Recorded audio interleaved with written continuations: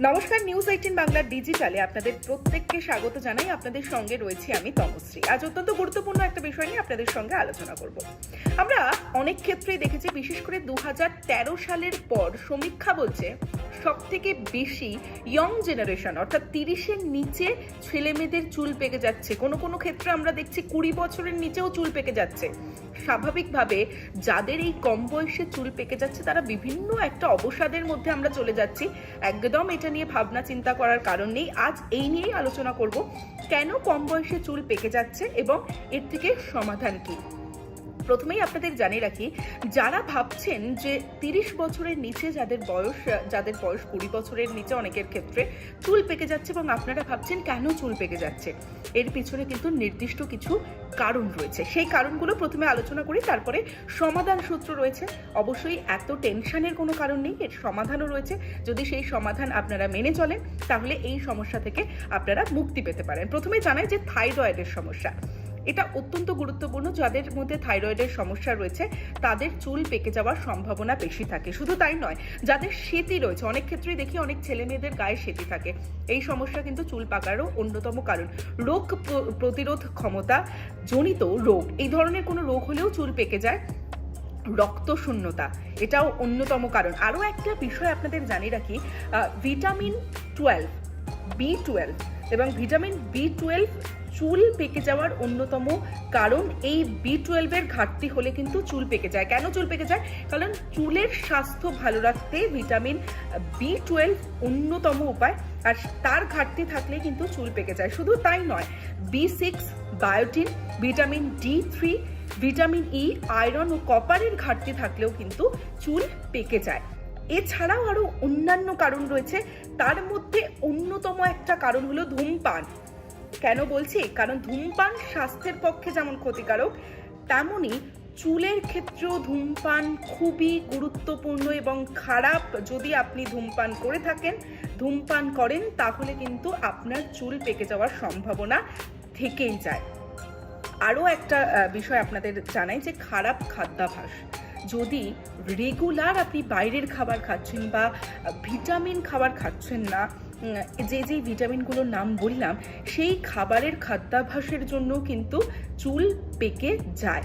আরও অনেক কারণ রয়েছে।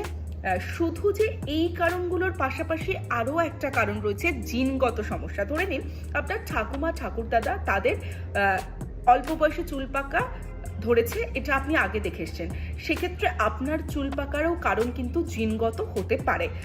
তাই জন্য আমি বলবো যে শুধুমাত্র ভাবনা চিন্তা করার কোনো বিষয় নেই, চুল পাকার অনেক কারণ রয়েছে। আরও একটা কারণ অত্যন্ত গুরুত্বপূর্ণ, দুশ্চিন্তা।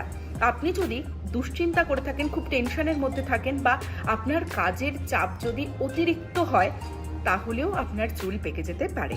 তাই বলবো যে এটাতে চিন্তার কোনো কারণ নেই, এর থেকে মুক্তির উপায়ও আছে, অর্থাৎ সমাধান সূত্র আছে। ধূমপান যেমন স্বাস্থ্যের পক্ষে ক্ষতিকারক, চুলের জন্য ক্ষতিকারক বললাম, তেমনি যদি আপনি ধূমপান বন্ধ করে দেন তাহলে আপনার চুলের ক্ষতি থেকেও বাঁচতে পারেন।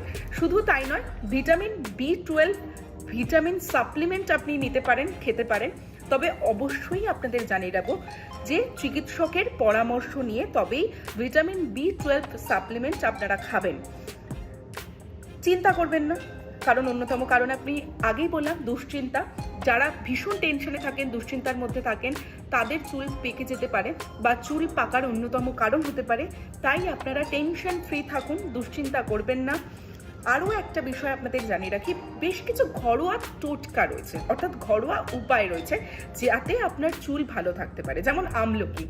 আপনি যদি আপনার চুলে আমলকি ব্যবহার করেন তাহলে আপনার চুল ভালো থাকবে এবং চুল পাকা ধরা থেকে বাঁচতে পারে। চুল পাকা ধরার ক্ষেত্রে আরো বেশ কিছু ঘরোয়া উপায় রয়েছে। যদি আপনি এই ঘরোয়া উপায়গুলো অবলম্বন করেন তাহলেও আপনার চুল ভালো থাকতে পারে।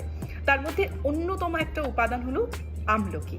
আপনি যদি আমলকি ব্যবহার করেন আপনার চুলের জন্য খুবই ভালো, কারণ আমলকিতে অ্যান্টিঅক্সিডেন্ট থাকে এবং অন্যান্য জরুরি পুষ্টিকর উপাদান থাকে যা আপনার চুলকে ভালো রাখতে সাহায্য করবে।